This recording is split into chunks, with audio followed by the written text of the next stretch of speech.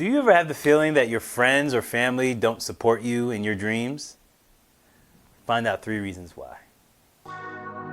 This is Rich Fontaine, and I'm here just to let you know one small message. You are the seed. Just understand, you're not what everyone sees. You're more than that. But it always starts from the inside before you'll see it external.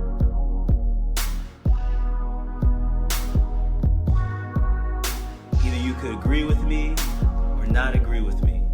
But either way, I feel that this right here is a successful conversation.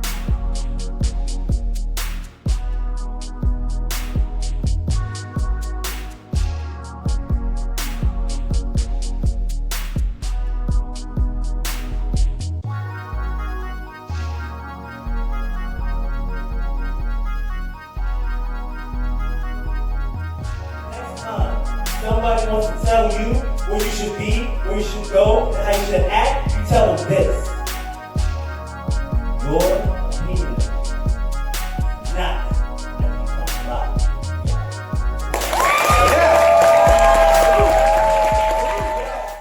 Hey everybody, welcome back to another episode of Successful Conversations. And the 3 reasons why your friends and family may not support you in your dreams is, number 1, your success makes them feel like failures. And I know you're thinking like, why? Like, that's not true. What does my success have anything to do with them? It truly doesn't. But in the mind of the ego, in the mind of even the narcissist, in the mind of the conscious mind that's always me focused, me, everything affects them. So your success makes them feel like failures because they know if they had the same discipline you have, if they had the same attributes you have, if they had the same positive self-talk that you have, if they had the same drive that you have, if they had the same push that you have, they could accomplish the same things. And that's true. They could, but they don't and they haven't. So your success is almost a direct reflection of their failure. That you did the things to become successful that they didn't do. And so, not that they get jealous, but they get like, how dare you point this mirror at me? I'm upset with you because your success points a mirror at me. And how dare you point that mirror at me? How dare you make me rethink my life? How dare you make me think I'd make changes? How dare you make me feel that I need to improve? Because the ego says you don't need to improve. That's other people, man. You're good the way you are. Life is not working the way you want it to because life isn't fair. People are not helping you out. That's their problem. And that's the me mentality that causes them to say, hey, if they succeed and they reach those goals and they reach those dreams and we grew up in the same place at the same time, that means I must be a failure. That means I failed to do the right things. I failed to do it. And then they start thinking about all the different things to blame. And of course, you're to blame because you put a reflection up to them to say, hey, if you improved yourself and in your life, this is the attributes you can have. Number 2 is they truly believe that there's a cap in their own lives and they project their limitations on you. It reminds me of the story of Jay-Z when he tells a story about a time when he first came to his uncle and he had his new mixtape. And, he's proud of it. Obviously, it's his first mixtape.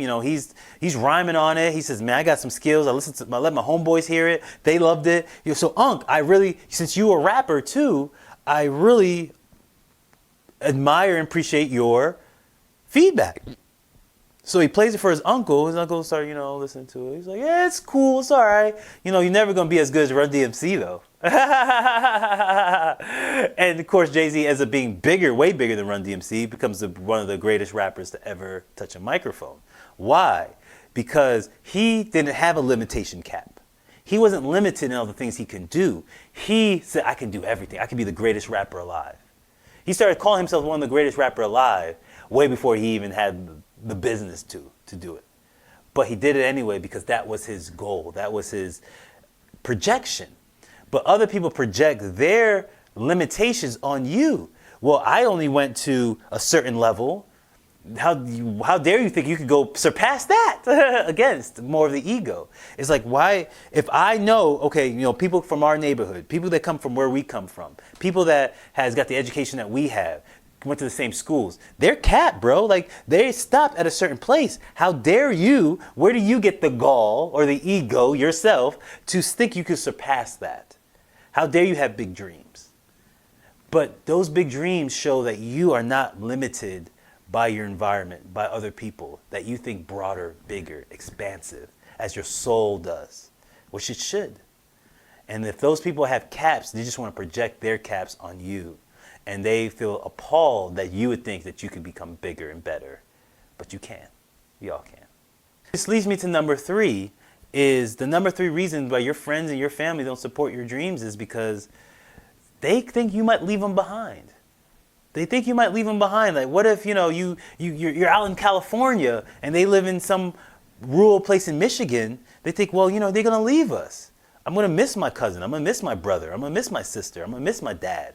I'm going to miss my kids. And if they go out and become this big person and have these fans and all these people screaming their names and admiring them, they're going to forget about me. They're going to forget about me. But it's our job to reassure them that, hey, if anything happens, I'm just chasing a dream. I'm just chasing what's in me. But that doesn't mean I'm going to change. That doesn't mean we're not going to be cool and we're not going to be friends. It's our job to reassure them when we're chasing these dreams that, hey, I'm always going to be here. No matter what happens, win, lose, or draw, I'm going to be here. No matter how big I get or how small I stay, I'm going to be here for you. You can call me anytime. I don't care if I'm in Japan. You can call me anytime. Text me. And reassuring people that helps them embrace your dreams a little bit more. They say, okay, well, and he wants me to be a part of it. I had to learn it the hard way. I knew they weren't really into it, but I kept inviting them to my speeches. My parents at first were not really into it. This whole author thing, really? A speaker, really? That's what you want to do? Okay, you're an engineer. You went to school to be an engineer. Why would you want to do this? But it was in my heart to do. And as I kept bringing them to speeches, as I kept bringing them to shows, as I kept bringing them speeches, as I kept bringing them to shows, they said, okay, well, even though he's chasing the dreams, he still wants us involved. Even though we don't truly understand it, he still wants us involved. And I did one speech where I feel like it really touched them. It's like, wow, you know what? My son's actually pretty good at this. And they started being more supportive. So it happens is those 3 reasons. They think you're going to leave. They think you're going to just disappear on them. Just reassure them that you're here for them forever and you're not going anywhere. And more, they'll want to be a part of your life. And this is a bonus. This is a quick bonus, is you don't need validation anyway. Chase your dreams. You don't need your friends. You don't need your family to support those dreams. Keep chasing those dreams. You'll find other people that will end up becoming your friends and your family. That will. This is Rich Fontaine with another episode of Successful Conversations. Either you could agree with me or not agree with me. Either way, I feel this was the Successful Conversation.